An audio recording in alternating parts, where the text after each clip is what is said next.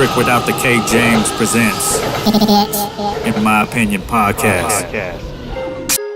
Don't forget to hit the subscribe button, as well as the notification bell. Thank you for watching. I wanted to touch on the Kings of Comedy. Okay. I have to touch on the Kings of Comedy, only because it wasn't until the Fat Tuesday documentary that came out that I didn't know that you were part of it. Right. And then you got to work with Bernie Mac man. in life, and just everybody that came across Bernie was like, he was the dude. Like, Yeah. you watched him, and you was like, okay, he's on a different level. It's different. So, I have to watch. I don't think it was ever said how DL came in to it, because here's what happened. Kings of Comedy, it started out as myself, Cedric Entertainer, Bernie Mac, and Steve Harvey. I was the host. I was doing comedy maybe about 5 years at the time. So I was not a king. I was more of a prince, an up-and-coming, Yeah. maybe even a court jester of comedy. Those guys were kings because those guys were selling out 5,000 seaters or more by themselves. I wasn't doing it at that time. So I was pegged as a host because they felt like my energy and my camaraderie, my respect for them, my respect for the game, and what I had, who I was as a stand-up at the time was a perfect mix.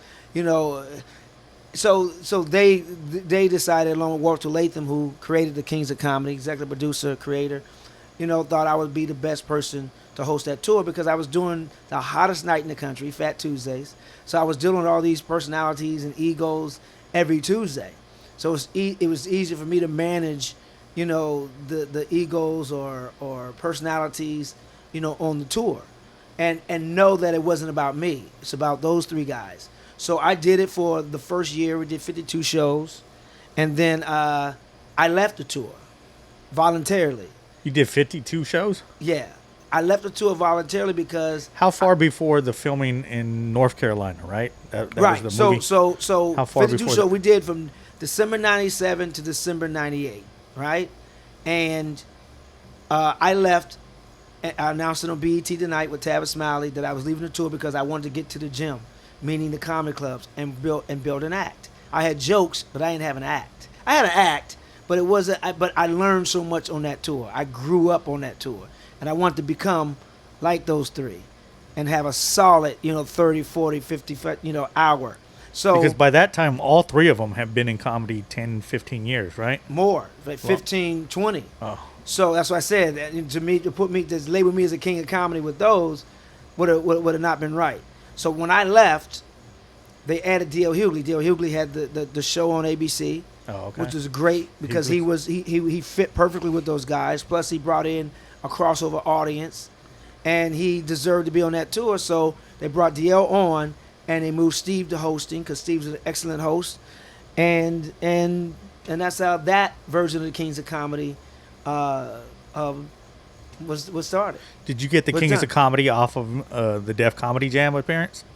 No, I think I got it off of Fat Tuesdays and just being a guy that everybody respected, and everybody as an up and coming. I respect the game. That's why I respect a lot of these young comedians these days who respect us, the old school. The DC Young Flies, the Carlos Millers, the Ryan Davises, the Miss Pretty Rickies.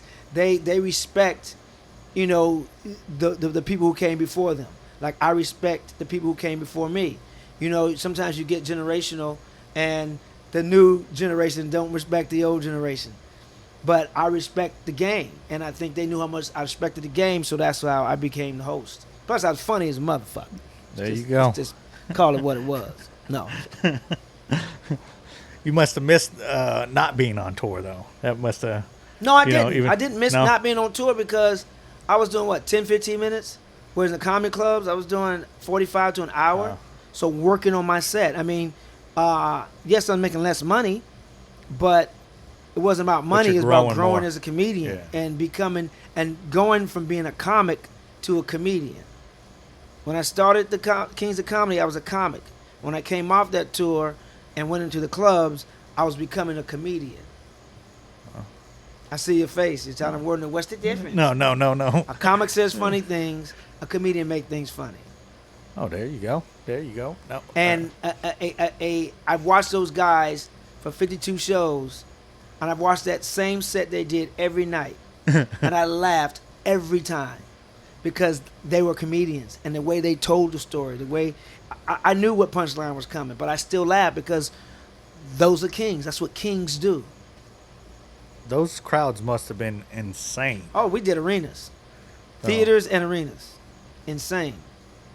And all 52 shows were arenas? No, most of them was Theaters? some was arenas, some was theaters. Like I know Detroit was an arena, DC was an arena. I'm gonna say some other arenas around there. I can't remember, but there were some other arenas too. Those two stand out the most because we did like 3 shows in those venues, which was crazy. Like Joe Louis Arena, where the hockey team would play, the Red Wings would play, and we did. And the MCI Center, back then it was called MCI Center, Verizon Center now in D.C., where the Wizards were playing. So, there's a few places we did arenas. It was like crazy. Man. Again, I want to be you when I grow up. God. Yeah, be you. God made you very unique. You don't want to be me. He made you you. Jesus, so just the that's story. If you want to be me growing up, you wouldn't have this podcast. We'd be blessing comedians to get a chance to speak, and you wouldn't have this platform. Boy, Charlie Murphy, my main man, Rick James. That's the one you think, the comedian Rick James. Get up. I can't hear my neighbor crying, I can't breathe.